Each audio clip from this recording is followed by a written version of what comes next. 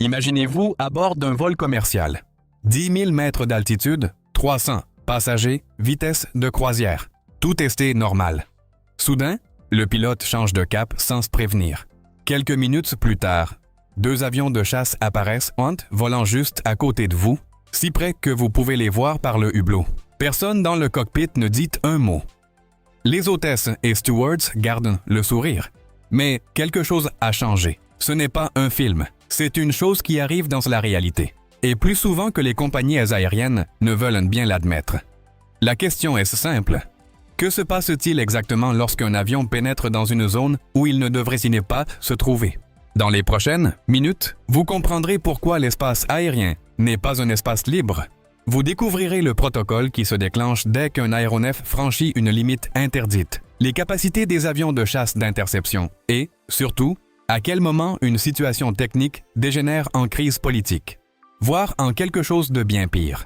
Il existe un pan de cette histoire que presque personne ne connaît, et lorsque vous le découvrirez, vous porterez un regard neuf sur l'aviation.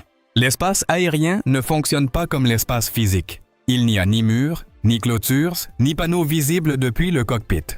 Pourtant, il est organisé avec une grande rigueur. Chaque pays contrôle l'espace aérien au-dessus de son territoire jusqu'à une certaine altitude. Au-delà, on trouve des zones de contrôle international, des couloirs aériens autorisés, des zones d'accès restreintes temporaires et des zones d'interdiction permanente. Les pilotes connaissent précisément ces limites. Elles sont indiquées sur leur système de navigation. Avant chaque vol, des itinéraires sont planifiés pour les éviter. Mais il arrive parfois que des imprévus surviennent. L'erreur la plus fréquente n'est pas la négligence, mais une erreur technique. Une panne du système de navigation, une tempête forçant un déroutement, une instruction mal interprétée du contrôle aérien. En quelques secondes, un avion peut se retrouver à plusieurs kilomètres de sa route, autorisé sans que personne à bord n'ait pris cette décision. Et voici ce qui surprend beaucoup de monde. Le pays dont l'espace aérien a été violé le sait, avant même que le pilote ne s'en aperçoive. Les radars militaires surveillant en permanence tout ce qui bouge dans le ciel, pas seulement les vols commerciaux. Absolument tout. Lorsqu'un objet apparaît là où il ne devrait pas être, la réaction est immédiate. Mais voici un fait que presque personne ne connaît. Tous les pays ne réagissent pas de la même manière. Et cette différence peut déterminer si le vol atteindra sa destination ou non. Dans la plupart des cas, la première étape est le contact radio. Le contrôle militaire tente de communiquer avec l'avion. Il l'informe qu'il a franchi une limite non autorisée et lui donne des instructions pour corriger sa trajectoire. Simple, rapide, sans incident. Mais il existe des situations où ce contact est impossible. L'appareil ne répond pas. Il pourrait s'agir d'une panne de communication, d'une erreur de fréquence ou d'un problème bien plus grave. Dans ce cas, le protocole change complètement. Des avions de chasse décollent. À partir de cet instant, tout bascule. Car ces avions ne décollent pas pour vous escorter. Ils décollent pour vous identifier. Déterminer votre présence et évaluer si vous représentez une menace. Lorsqu'ils atteignent enfin l'appareil, ils se positionnent à proximité, suffisamment près pour le repérer visuellement. Une communication s'établit alors, à l'insu de la plupart des passagers. Il existe des signaux internationaux standardisés pour ce genre de situation. L'avion de chasse se positionne légèrement en avant et déplace ses ailes. C'est une façon universelle de dire « Nous vous suivons. Suivez nos instructions ». Si le pilote de l'avion de ligne comprend le signal, il doit y répondre de la même manière. Tout ceci est régi par des règles internationales et se déroule sans que la plupart des passagers n'aient la moindre idée de ce qui se passe de l'autre côté du hublot. En fait, le plus surprenant était que de nombreux passagers ne s'en rendent même pas compte. Il est arrivé que des vols soient interceptés par des avions de chasse militaires, et la plupart des passagers n'ont appris la nouvelle que des heures plus tard, après l'atterrissage. Mais le plus inquiétant n'est pas l'interception en elle-même. C'est tout ce qui se passe si l'avion ne répond toujours pas. Dans la plupart des pays, les avions de chasse sont autorisés à guider l'appareil jusqu'à un aéroport désigné. Ils l'escortent et le contraignent à atterrir. Une fois au sol, une enquête est immédiatement ouverte. Les boîtes noires sont vérifiées, l'équipage est interrogé et le système de navigation est analysé. S'il s'agit d'une erreur technique, la procédure est relativement rapide. L'appareil est inspecté. La cause est documentée et le vol peut reprendre. moyennant un retard de plusieurs heures. Mais il arrive que la situation ne s'arrête pas là. Certains pays infligent de lourdes amendes pour violation de l'espace aérien. D'autres immobilisent temporairement l'appareil. D'autres encore interdisent à l'exploitant de survoler leurs routes aériennes pendant des mois. Et dans les cas les plus extrêmes, la situation dégénère en conflit diplomatique. 2 pays, un avion, une frontière franchie sans autorisation. Ce qui semble être un incident technique se transforme en problème entre gouvernements. Voici un élément qui change complètement notre compréhension de la question. Toutes les zones réglementées, ils ne sont pas identiques. On distingue 3 grandes catégories. Les zones réglementées, où l'accès est limité mais peut être autorisé sous certaines conditions. Les zones dangereuses, où les activités présentent un risque mais ne sont pas formellement interdites. Et les zones interdites, où aucun aéronef civil n'est autorisé à pénétrer, quelles que soient les circonstances. Parmi ces zones figurent les capitales, les installations nucléaires et certaines bases militaires.